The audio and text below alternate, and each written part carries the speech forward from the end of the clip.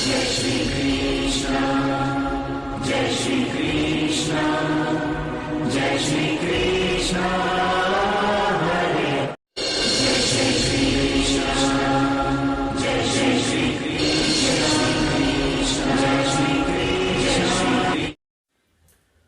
नमस्कार दोस्तों, स्वागत है सभी लोगों का आपके अपने चैनल भारतीय ब्लॉगर में।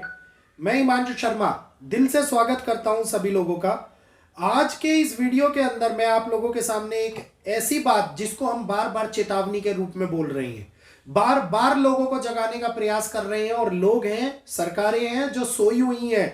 आप देखिए कि एक के बाद एक किस प्रकार से घटनाक्रम मुसीबतों का सामना करते हुए लोगों को एक ऐसे अनजाने खतरे की ओर लेकर के जा रहा है जिसके लिए कई देश प्रिपेयर तक भी नहीं है।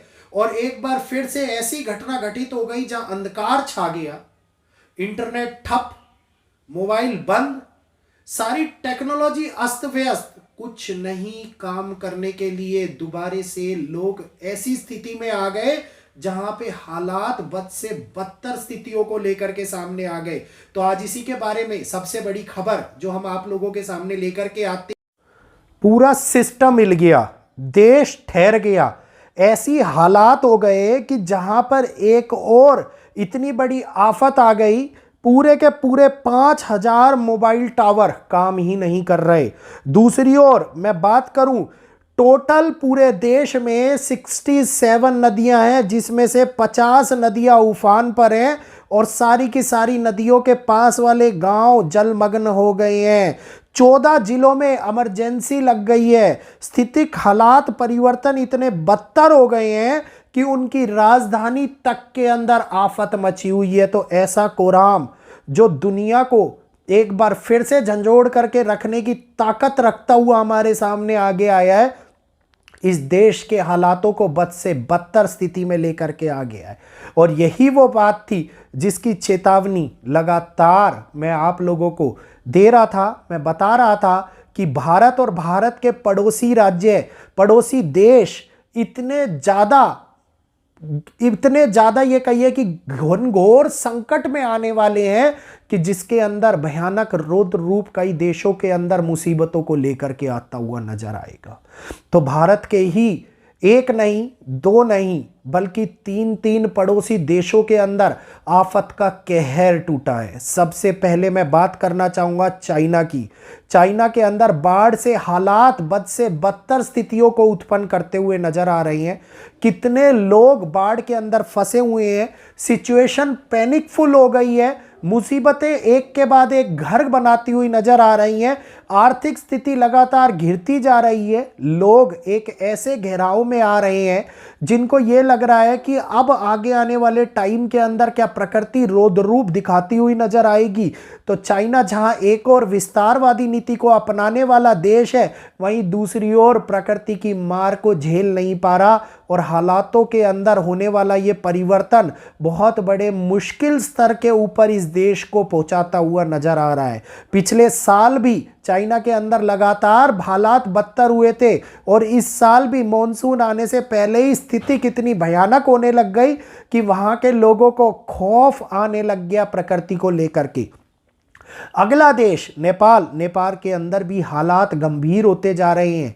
एक ऐसी स्थिति उत्पन्न हो रही है जहां पे बार बार आने वाले भूकंप के झटके और प्रकृति का रौद्र रूप जो भारी बारिश के कारण उठने वाले तूफान को लेकर के आता हुआ नजर आ रहा है, नेपाल की परिस्थितियों को खराब करता हुआ दिखाई दे रहा है।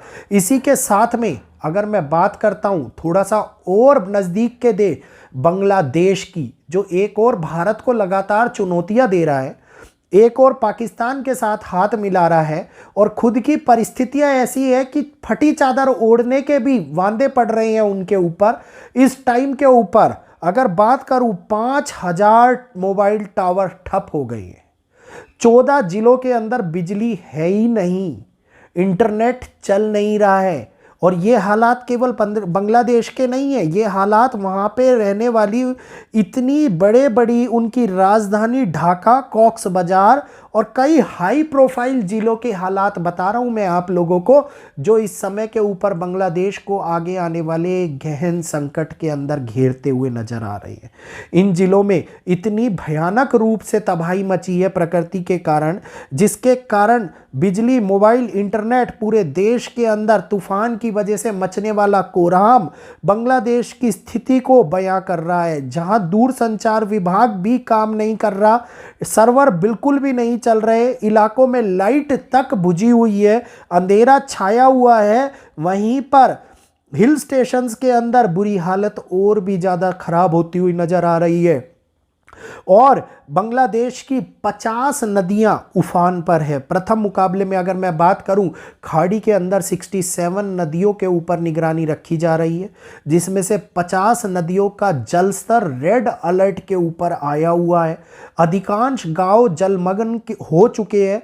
ब्रह्मपुत्र नदी का पानी खतरे के निशान को पार करने वाला है और ये स्थिति इतनी ज़्यादा भयानक है कि जिसमें लोगों की मौतें हो रही हैं, घर टूट रहे हैं, भयानक बारिश के कारण आने वाला जल स्तर बढ़ता जा रहा है, नदियां उफान मार रही हैं, इंटरनेट बंद हो जा रही हैं और ऐसी भयानक स्थिति में लोग अपने जीवन का निर्वाह कर रहे हैं। तो इसी प्रकार की मौसम को लेकर के चेतावनी जो हम लोगों ने आप लोगों को मुंडेन एस्ट्रोलॉजी के माध्यम से दी थी, आज फिर से एक बार खबरों का रूप लेती हुई नजर आ रही है और एक एक घटना क्रमबद्ध तरीके से इस प्रकार से आगे बढ़ रही है कि जो दिखा रही है लोगों को कि पहले लोगों ने प्रकृति के साथ खिलवाड़ किया, अब प्रकृति कठपुतलियां बना करके लोगों को खेल रही है। और ये स्थितियां इतनी मुश्किलों को हमारे सामने लेकर के आ रही हैं, जिसके अंदर एक के बाद एक पर्वतों का धंसना, शहरों का धंसना, बड़े बड़े जिलों का धंस जाना सामने निकल करके आ रहा है। दूसरी स्थिति में बड़े भूस्खलन जो रास्तों को बाधित कर रहे हैं, लोगों को चलने में, आवाजाही में परेशानियां लेकर के आ रहे हैं, मुसीबतें बढ़ाते हुए नजर आ रहे हैं। वहीं तीसरी ओर पानी और बाढ़ का कहर जो लोगों के घरों को बहा करके ले जा रहा है, इस समय के अंदर हम लोगों को देखने को मिल रहा है। और ये एक ऐसी समस्या है जिसका हल हम लोगों के पास में अब नहीं है, क्योंकि अगर हम आज के समय के अंदर प्रिपरेशन करना स्टार्ट करते हैं तो ये मान लीजिएगा कि आगे आने वाले टाइम के अंदर यही प्रिपरेशन मुश्किलों भरे अंजाम को लेकर के आती हुई दिखाई देगी, क्योंकि समय बदल चुका है।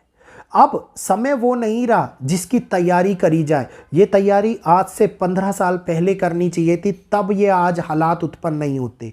लेकिन अब करी गई तैयारी आगे के आने वाले 15 सालों को रोक नहीं पाएगी, जिसके अंदर प्रकृति का रौद्र रूप हम लोगों को रेगुलर तौर के ऊपर देखने को मिलेगा। उम्मीद करूंगा लोग अभी भी जागृत होंगे, और जो लोग अभी भी जागृत नहीं होंगे वो लोग आगे प्रकृति के कहर को देखेंगे। और जब गेहूं पिसता है तो उसके साथ साथ घुन भी पिसता है। तो उम्मीद करूंगा आज का ये वीडियो आप लोगों को अच्छा लगा होगा। वीडियो अगर अच्छा लगा हो तो जल्दी से चैनल को सब्सक्राइब कर लीजिए, बेल आइकन को ऑल पे कर लीजिए, वीडियो को लाइक करते हुए शेयर कीजिए, ताकि आगे आने वाले वीडियोस के अपडेट आप लोगों को नोटिफिकेशन के माध्यम से मिलते रहें। और वीडियो को ज़्यादा से ज़्यादा लोगों तक पहुंचाइए, ताकि वो लोग भी मुंडेन एस्ट्रोलॉजी के बारे में जानकारी से अवगत होते रहे। तो आज के लिए इतना ही। जय श्री कृष्णा, जय माता दी।